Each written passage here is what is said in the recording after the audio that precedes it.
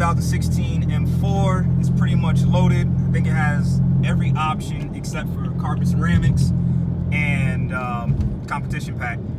But it is 2016, carbon fiber roof, no sunroof. It has the premium package, the LED lighting package, and the driver's assistance package, which has all the nannies and all the cameras, including the front cameras in the front fenders, which is awesome, but we'll get to that.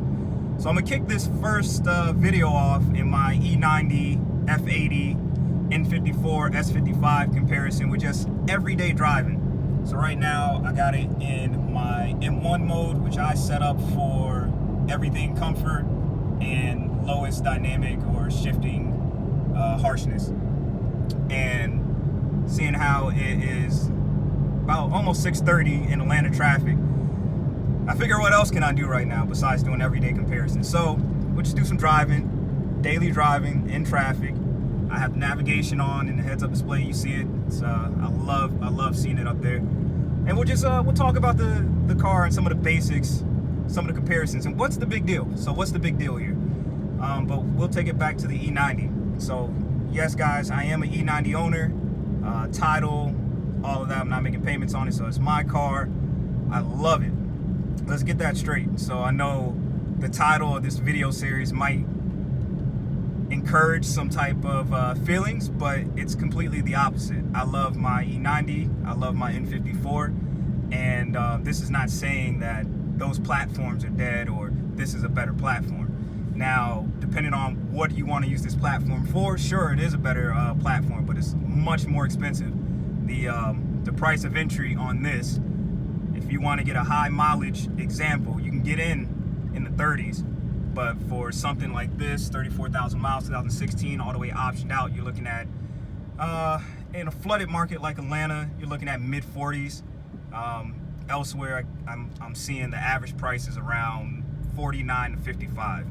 So price point, number one comparison. You can get in a pre-LCI 335 four-door coupe for under 10 grand nowadays. My car, I got a great cash deal on a 2-time CPO leased 335, 2008, pretty much packaged like this. It has a sport package, premium package, Harman Kardon Logic 7. This has Harman Kardon Logic 7 as well.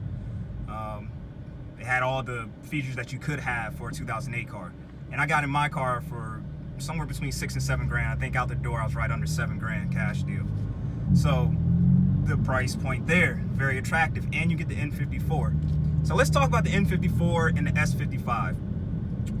As you know, they share a lot of common characteristics. They're both 3 liters, same displacement, same stroke and bore. Piston design is a little different.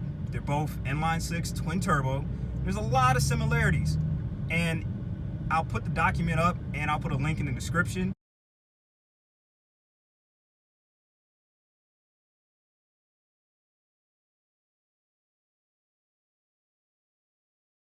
But if you look at the tech notes on the S55 when BMW released it, they admit and they compare it to the N55 and admit that it is 75% N55.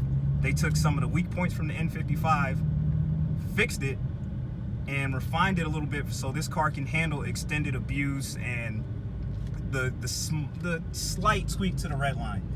They talk about the characteristics of an M car, and high revving is one of them. Well, this car red lines at what, 7.5 it looks like? My N54 red lines are like 7.2. I gotta go back and look at it. I haven't been in my car in about a month. I looked at some videos. I'm like, yeah, my car hits about 7.2, 7.250. So when you start talking about high revving, it's not much of a difference there. But that technical document, they literally say the S55 is comprised of 75% N55, which was a slight improvement on the N54. They improved the injectors on the N54, the water pump. They added some cooling in the N50 from the N54 to the N55, and it's pretty much the same thing they did here. They improved it to handle the factory stock torque levels and horsepower levels. So where they do say high revving, prepare to bear ride, it's how this car makes its power. So it makes aggressive power from down low. And even when you look at the turbos are very similar in the N54 and the S55. The N54 uses Mitsubishi TD03s. The S55 uses Mitsubishi TF035s, I think, or 037s. I gotta check that. I'll put it down in the description. Pretty much, I believe those turbos, similar housing, slightly larger hot side. So again, it gives you great response. That was one of the things that some people loved about the N54. They said it had great response, very little lag. Other people said it had a lot of lag. My car is specifically tuned to have lag because I have wastegate rattle, so I've tuned it as such to get rid of the wastegate rattle. So my power doesn't start coming on until about 3,000. And that's the biggest difference that I've experienced in this car. Where this car will start making power down low almost instantly, my car does have a little catch up. When you start looking at torque numbers and dyno graphs, you start seeing that even BMW claims the N54 it makes peak torque at, I want to say 1,500 RPMs, maybe 1,450. That's really low, where the S55 makes peak torque at 1,850. So we're looking at some numbers, and the N54 is looking like it has the advantage, but then again, it's rated at 300, where this is rated at 425, 404 torque, I believe. I might be off on that. Don't quote me, but 425 horsepower. So you're looking at 100 horsepower, 125 horsepower, and 100 foot-pounds of torque more. And this car handles it fine. As you can see, I've been cruising in traffic probably 15 minutes now, and those temperatures are awesome. One thing that can't be said about the OG N54s, oh, this car does have start-stop too. I'm gonna leave that on to see how annoying it is. In a half a mile, bear right and continue following I-75 north. And it has frontal collision warning, which I do like in traffic, and you can turn it off if you like. But it doesn't mind, I don't mind it, it doesn't bother me. And I believe it will brake for you. I feel like one time I was running up on a car pretty quick and it hit the brakes. But that's the big, the big deal right there, the way this car makes power. I feel like my tuned N54 makes power all the way to redline, where this plateaus. You can feel where this plateaus, and even before I looked at the dyno graph, I knew at 5,500 RPMs, this thing was peaking and holding flat. That torque curve goes flat, that horsepower curve goes flat, and you feel it. It's not hard to tell. But again, this is a stock tune, and they do that for specific reasons. They engineered it, I didn't, so yeah, nothing to complain about there. But that's the big so what, the big difference in, I guess, the overall general characteristics of the car. Yeah, it's a newer platform. There's gonna be new technology in here, and there's a lot of great things I love about the car. Small things, but they make driving the car much more enjoyable. And a lot of that is how it makes the power, how it shifts. DCT, I'm a fan. I'm won over. I've always been a save the manuals guy. Bear right. But the DCT is an amazing transmission. The way it's connected to the car, and we'll get into a whole video on the transmission alone, so I'm not going to go too deep into that. But the way it's connected to the car and the way it connects the driver to the drivetrain of this car is amazing. So I can't complain. Save the DCTs. Stop putting the ZF and M cars, tuning it. Granted, the ZF 8-speed is a great transmission, and even my ZF 6-speed and my 335 is a great transmission. I have it tuned on XHP Stage 3, and it shifts pretty fast, but it's not DCT fast. But overall impression, sitting in traffic, very smooth ride, very comfortable, very capable of dailying.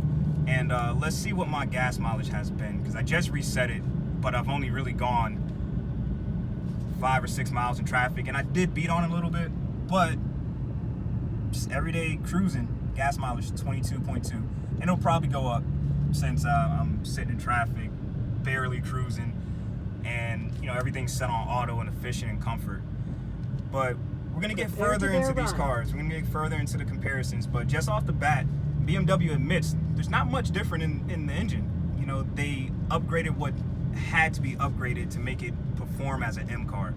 And if you think about it, those OG N54 cars were the test bench for BMW to develop this car. They didn't come out and say they're gonna move away from the V8 M car and back to the inline 6 twin turbo on accident. That was a purposeful move. They did that with the intention and anticipation of the situations we find ourselves in with the car market now. Emissions. We have to get through emissions. We have to conform to the changing world, and I'm all for it. It pushes us to be creative as engineers and designers and consumers as well. So I'm here for it, but I'm not here for this auto start stop. So we're gonna turn that off. But like I said, we're gonna get deeper into these cars, and we're gonna explain how those N54 cars were the benchmark for this car, and it was a damn good benchmark. But before you blow me up and say that yeah, the N54 cars, 335s, 340s, 440s, 435s, 235, 135, 1M, whatever it might be, are better cars, I'm with you guys. For the money, you can't beat them. But I'm just fortunate enough to where I can keep my car and still consider buying one of these and have the best of both worlds. What I like about my 335 is it can be fast, aggressive, and do everything I want it to do, as well as be comfortable.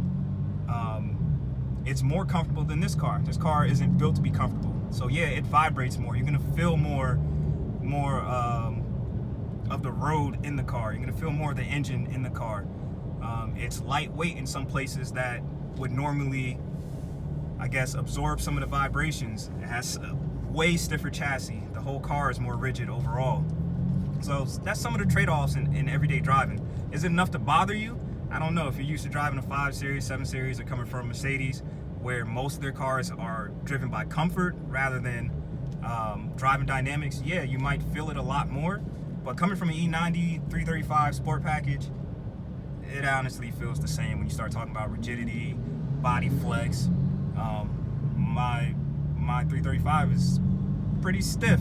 You get some pretty good vibrations, especially seeing how it's 8 years old, or excuse me, not 8 years old. It is 10, almost 11 years old at this point. So it's a good benchmark, and I love having that car. Having a non-M M Sport car is a great advantage. You have the best of both worlds, but at the same time, you don't have that sharpened knife. You don't have, you're a jack of all trades at that point, but a master of none. And absolutely nothing wrong with that. For the price, you can't beat it. You can't beat that. And then some of the prestige of coming over to the M side is probably the biggest thing, ego. You have the ego of saying you drive an M car and you're part of that club. And with, you know, for some people, that's all they want and that's all they need, and they'll never drive this car hard. They just want to show up at the car meets with a stock M and flex on everybody else like they're better than them. Other people want this car so they can bully it, beat it, tune it, and get the maximum performance from a BMW product. And this is one way to do it. Another way to do it is take that money that you would have spent on an M, buy a non-M car, and get pretty damn close. It's not going to be 100%. It's not going to be a replica. It's not going to handle just like an M3 or an M4. But you know what? It will be enough satisfaction for you and enough performance for you to say, hey, I built this. I did it with my own hands, my own time, my own money, and I'm happy with it. And that's how I feel about my 335. So we'll get into some more details in the next videos, but hopefully this got you warm and fuzzy on the broad strokes of the differences between an F80 or F82 in this case, and an E90 335 or those E92s. So we'll wrap this one, and I'll catch you guys next time. Peace.